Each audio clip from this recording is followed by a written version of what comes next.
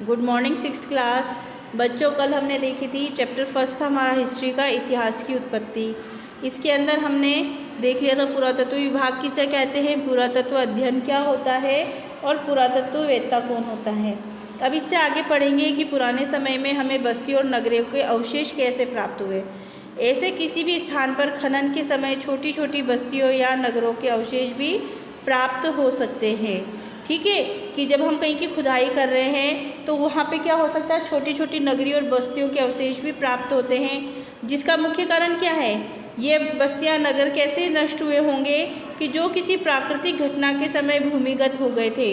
प्राकृतिक घटना का मतलब होता है आंधी आना, तूफान आना, भूकंप आना या कहीं बाढ़ आ जाना, ये सब प्राकृतिक घटनाएं हैं। भूमिगत होना मतलब भूमि के अंदर दब जाना, ज़मीन के अंदर दब जाना। तो जो किसी प्राकृतिक घटना के समय भूमिगत हो गए थे एवं उस स्थान के ऊपर नई बस्तियां या नगर बसा लिए गए थे।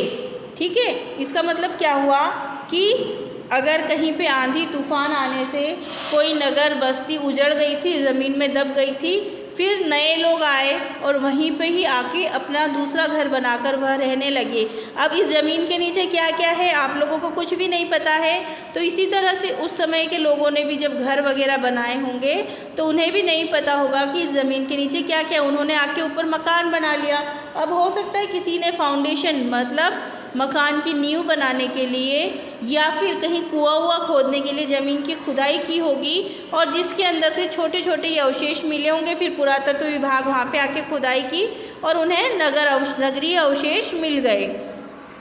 इन खुदाइयों में क्या क्या मिलता है, शिलालेख मिल जाते हैं, दीवार पे बने कई चित्र मिल जाते हैं, स्तंभ मतलब खम्भे मिल जाते हैं, मिट्टी के बर्तन मिल जाते हैं, मिट्टी के बने घर मिल जाते हैं, हड्डियों के हथियार मिल जाते हैं, मानव कंकाल मिल जाता है मतलब स्केलेटल मिल जाते हैं, किसी हड्डियों के अवशेष मिल जाते हैं, पत्थर से बने हथियार मिले। ठीक है, पत्थर के औजार मिले, पत्थर की मूर्तियाँ मिली, हाथी के दांत मिले या हाथी दांत से बने औजार मिले, मिट्टी के खिलौने मिले, हड्डी मिली, ठप्पे वाली मोहरें मिली जिससे हम किसी चीज़ को स्टैम्प करते हैं, आभूषण मिले और बर्तन के टुकड़े मिले। इन खुदाइयों के अंदर जब खुदाई की गई किसी जगह की तो इन खुदाई के अंदर हमें ये सब मिले। ये सभी खनन द्वारा प्राप्त पाषाण युगीन एवं धातु युगीन शिलालेख, स्तंभ, भित्ति चित्र, आभूषण और बर्तन आदि हैं। ये किस समय के हैं, ये जितने भी चित्र में दिखाए गए हैं या तो ये पाषाण युगीन है, पाषाण युगीन का मतलब पत्थर का युग जो सबसे पहले शुरू में था, या धातु युगीन थे। धातु युगीन मतलब जब धातु का युग आया। अब धातु युग क्या है, मनुष्य धीरे धीरे विकसित होने लगा, उसे सर्वप्रथम तांबा प्राप्त हुआ, उसके बाद वह धातुओं के विषय में जानने लगा, तब उसने धातुओं का प्रयोग करना आरंभ कर दिया। अब सबसे पहले मनुष्य ने क्या किया था कि उसने पत्थरों के औजार बनाने शुरू किए। पत्थरों के औजार बनाने के बाद में वह धीरे धीरे थोड़ा सा पारंगत हुआ, फिर उसने धातुओं का ज्ञान हुआ। तो सबसे पहली धातु कौन सी थी, उसकी तांबा थी जो उसने खोजा। उसके बाद में वह धातुओं के विषय में जानने लगा और उसने धातुओं का प्रयोग आरंभ कर दिया। धातु का युग आरंभ होने के बाद में ये देखो, तांबे का कांटा जिससे मछली पकड़ी जाती थी, लोहे का हथौड़ा, तीर और भाला, कांसे की तलवार, मुहरें, मनके की यानी मोतियों की माला, नाव, लकड़ी के बर्तन, पत्थर के घर, पत्थर के बर्तन, पशुओं की मूर्तियाँ, देवी देवताओं की मूर्तियाँ, मटका, सोने चांदी के गहने, सिक्के, पालतू पशु का कंकाल, घोड़े का कंकाल, लकड़ी का पहिया, हल और बैल के अवशेष।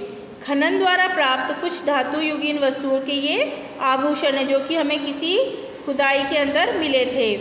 मिस्र के पिरामिड, बच्चों अब आप लोग जानते हो मिस्र क्या है। मिस्र के अंदर बहुत बड़ी बड़ी पिरामिड बने हैं। पिरामिडों में क्या क्या था, कोई राजा महाराजा थे जो मर जाते थे, उनको उसमें दफन किया जाता था विशेष केमिकल, स्पेशल केमिकल लगा के, जिससे कि उनका शरीर खराब ना हो। मिस्र के मृत व्यक्तियों को विशेष प्रकार के रसायनों में लपेटकर उस पर कपड़े लपेट दिए जाते थे। इसके बाद उनके ताबूत में खाने पीने की एवं दैनिक वस्तुओं को रखकर दफनाया जाता था। वहाँ के लोगों का यह मानना था कि मृत्यु के बाद भी जीवन है। वहाँ पे क्या करते थे कि जब कोई राजा महाराजा मर जाता था तो सबसे पहले तो उसके शरीर पे रसायन केमिकल लगा के और फिर पट्टियाँ बांध के उसकी मम्मी तैयार की जाती थी। फिर जब उसे जिस ताबूत में दफनाया जाता था तो उसको जो जो चीज़ खाने पीने की चीज़ जो अच्छी लगती थी उसे रखा जाता था। यहाँ तक कि कई बार ऐसा भी होता था कि उसके पालतू पशु जिससे वो बहुत प्यार करता है उसको भी उसके साथ जिंदा ही दफना दिया जाता था। इसमें एक मम्मी मिली थी जिसके अंदर उसको उसकी पत्नी के साथ में दफना दिया गया था। क्यों? क्योंकि वह अपनी पत्नी से बहुत प्यार करता था। तो इस तरह से लोग उस समय क्या करते थे कि उनका मानना था कि मनुष्य मर जाता है लेकिन मरने के बाद में भी जीवन है, और जीवन के लिए क्या सभी सुविधाओं की आवश्यकता होती है, इसलिए वो लोग क्या करते थे, उसकी आवश्यकता की वस्तुएं उसके साथ में दफना देते थे।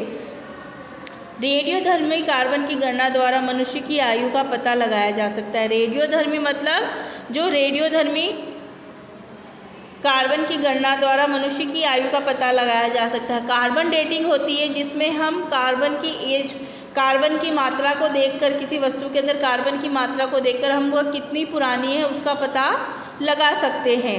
ठीक है, उससे हमें पता लगता है कि यह कितने वर्ष पुरानी है और कितने वर्ष पूर्व ये जीवित था।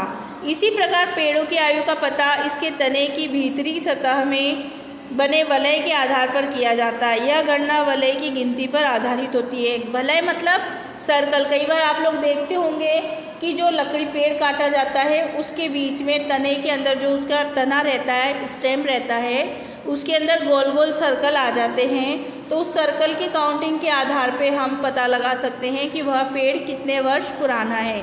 बच्चों, यहाँ तक का चैप्टर आप लोग अच्छे से रीड करोगे। नेक्स्ट जो हमारी क्लास होगी उसमें इससे आगे का चैप्टर लिया जाएगा। Thank you.